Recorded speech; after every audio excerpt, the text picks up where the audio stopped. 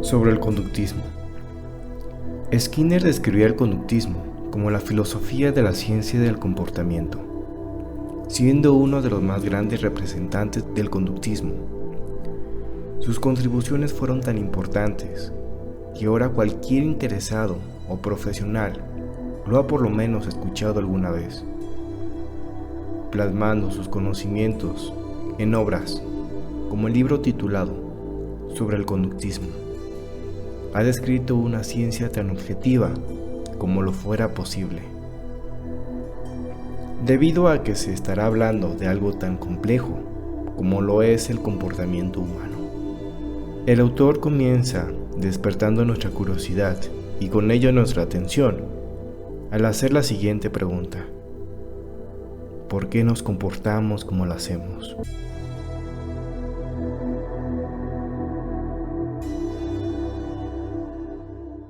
El lenguaje nos abrió la posibilidad de lo que hay más allá del alcance de las personas.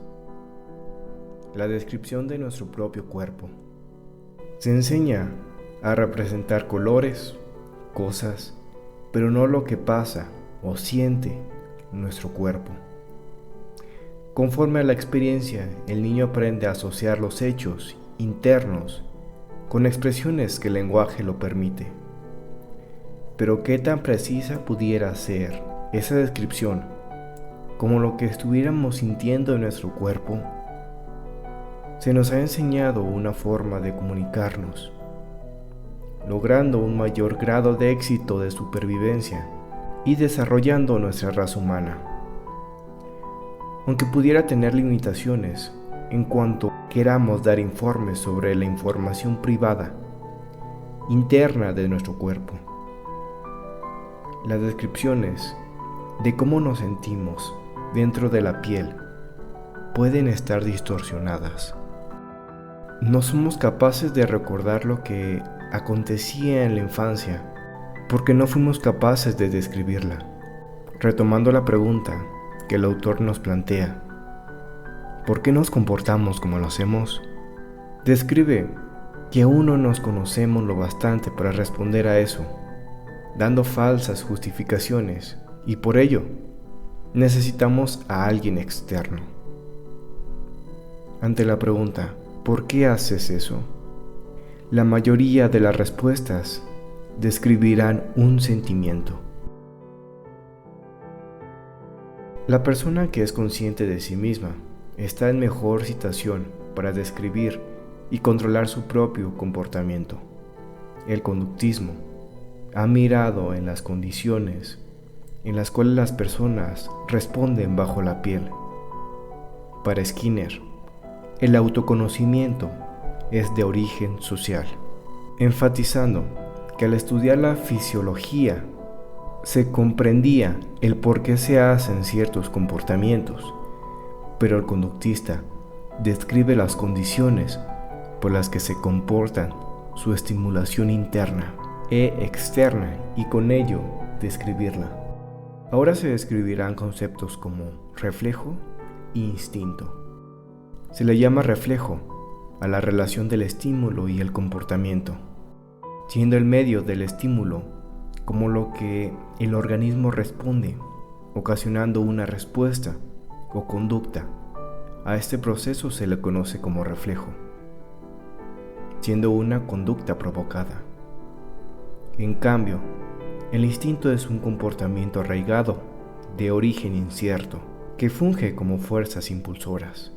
Al poseer un origen incierto, se convierte en un concepto poco explicativo para el conductismo, el cual prefiere sustituirlo por dotaciones genéticas. Los instintos y los reflejos tienden a adquirir propiedades no justificadas. Antes de continuar, el autor describe la definición de los siguientes conceptos: reflejo condicionado, como una asociación; respuesta condicionada, como una anticipación; estímulo condicionado, como un signo o símbolo. El condicionamiento operante plantea que el comportamiento de una persona se fortalece por sus consecuencias, llamadas Reforzadores. Las personas que se comportan como lo hacen debido a las contingencias en las que están sometidas. Los reforzadores se deben por su valor de supervivencia y los sentimientos son simples productos colaterales. A estos sentimientos son adaptados como indicadores. A su vez, es asociado con sus consecuencias de un comportamiento, más que con sus motivos. La falta de reforzadores provoca desinterés, decepción, desánimo, impotencia, hasta depresión. Se suele confundir el castigo con el refuerzo negativo, porque el castigo se destina a remover comportamientos de un repertorio, mientras que el refuerzo negativo genera un comportamiento, siendo las contingencias de castigo exactamente lo contrario que las de refuerzo, en donde se retira un reforzador. Para investigar cómo se parece una situación a una persona o cómo la interpreta, el significado que tiene, debemos examinar su comportamiento respecto a ella. Y para identificar sus reforzadores, podemos preguntar las cosas que le hacen feliz. ¿Qué son esas cosas que la refuerzan? Pero son las cosas y no los sentimientos los que deben identificarse y utilizar para la predicción, el control y la investigación. Ahora, el autor retoma un tema con mayor amplitud: el lenguaje.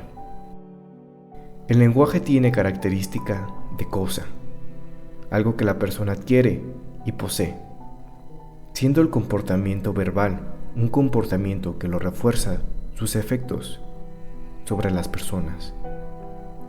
Este comportamiento no requiere apoyo mental. Por ejemplo, necesitamos una bicicleta para montar en ella, pero no para decir bicicleta. La persona que habla se convierte también en la persona que escucha y puede reforzarse abundantemente de su propio comportamiento. Recordar significa tener la posibilidad de responder. Para explicar el proceso de la memoria, Skinner describe el siguiente ejemplo. Ante un ambiente, no se hace presente una copia de una persona para mirarla. El estímulo no nos induce a buscar una copia almacenada. Simplemente significa comportarnos como lo hacíamos en la presencia de alguna ocasión anterior. Las técnicas de recuerdo no se interesan por la búsqueda de un almacén de la memoria, sino en aumentar la probabilidad de las respuestas. La palabra que nos resulte familiar será recordada por la historia que se ve envuelta, siendo asociada. Las reglas sirven para guiar el comportamiento, sin tener que pasar por el proceso del reforzamiento de las contingencias. Todo comportamiento, al principio, es inconsciente, pero puede hacerse consciente sin hacerse racional. Una persona puede saber lo que está haciendo, sin saber el por qué lo está haciendo. Las personas se comportan irracionalmente porque no conocen todas las variables que tienen influencia en un momento dado. Erasmo afirma que no se puede empezar por la razón si realizamos una acción efectiva. La razón deberá consistir en un análisis de las contingencias representadas para la irracionalidad, y de la utilización de ella se puede hacer. El conocimiento se puede obtener por medio de reglas o estando expuestos a las contingencias. El conductismo describe al inconsciente como la relación entre el comportamiento, las variables genéticas y el ambiente. Son inconscientes, es decir, no se necesitan ser conscientes para ser efectivas. Se requiere un ambiente verbal para imponer conciencia al comportamiento. ¿Qué son las contingencias? El conductista informa de un conjunto de contingencias sociales. Las contingencias diferentes crean personas diferentes. Las personas pueden sentirse de una manera y actuar de otra debido a las contingencias a las cuales están expuestas. Por ejemplo, puede sentir miedo, pero puede comportarse de manera valiente, porque en las contingencias sociales, mostrar miedo se castiga. En palabras de Rosenhau, el hombre nace libre y donde quiera que se encuentre, está encarcelado. Estamos sometidos al control social. Nuestro comportamiento está controlado. Para este punto, Skinner nos plantea una pregunta fundamental para comprender mejor el conductismo. ¿Qué hay debajo de la piel y cómo podemos saber algo sobre ello? La respuesta, creo yo, es el núcleo del conductismo radical. Lo que el conductismo tiene que decir respecto a la conciencia es lo siguiente: la estimulación que surge al interior del cuerpo influye en el comportamiento. La persona es consciente de su ambiente y de lo que pasa en su cuerpo. Los sistemas nerviosos evolucionan debido a su papel en la economía interna y externa del organismo. La conciencia es un producto social debido a la comunidad verbal. El autoconocimiento es individual, porque los efectos producidos por el ambiente son diferentes en cada persona. En otras especies son conscientes en el sentido de estar bajo el control de los estímulos, pero no hay contingencias verbales que les haga consciente del sentido de sentir.